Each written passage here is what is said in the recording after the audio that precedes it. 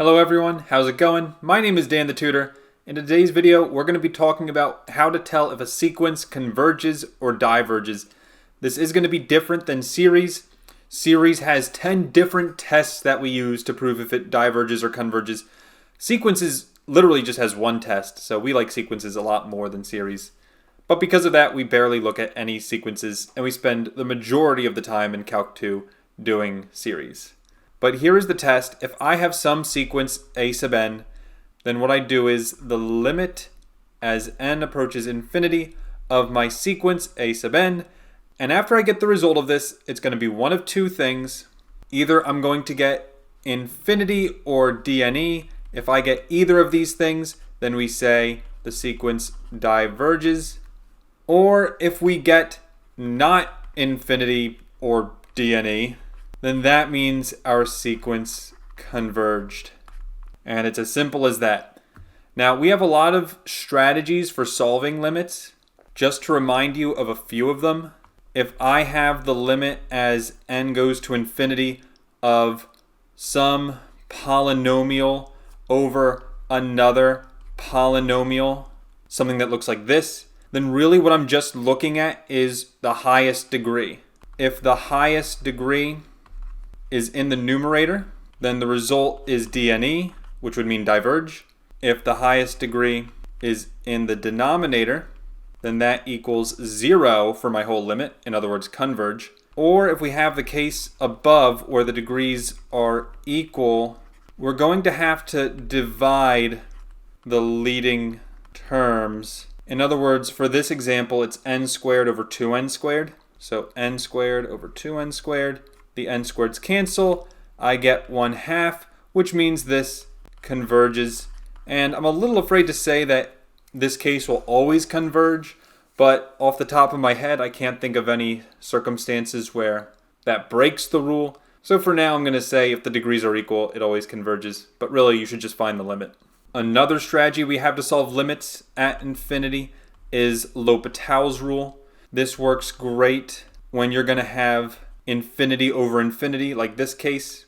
Because if you plug in infinity, you get infinity over infinity, which is an indeterminate form.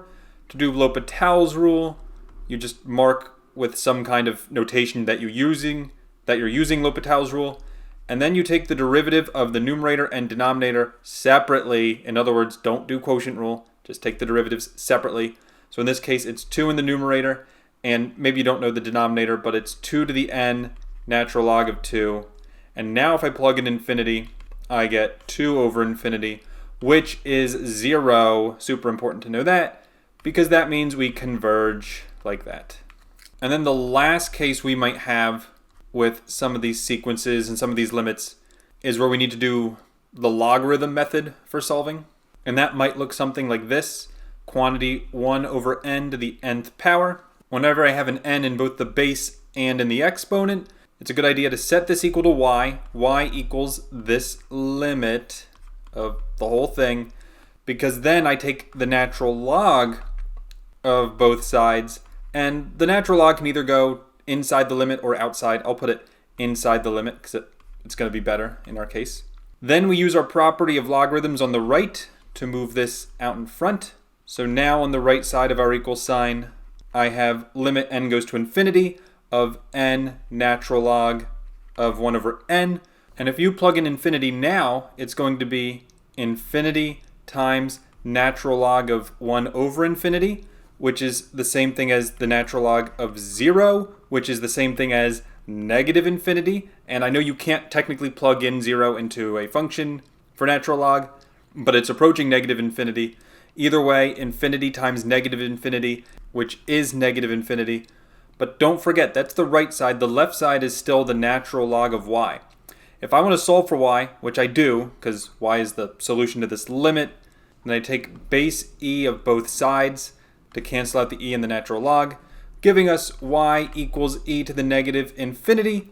E to the negative infinity is 0 because it's the same thing as 1 divided by e to the infinity, or 1 divided by infinity for short. So in other words, we get 0 now, which all of a sudden converges. And I know that was a tough example, but that's what we do whenever the n is in both the base and the exponent. So that's going to do it for this video. In the next video, we're just going to be doing a bunch of practice problems with sequences and whether or not they converge or diverge. So I encourage you to watch that. Thank you all for sticking around. I hope you have a great rest of your day, and I will see you in the next video. Take care, and bye-bye.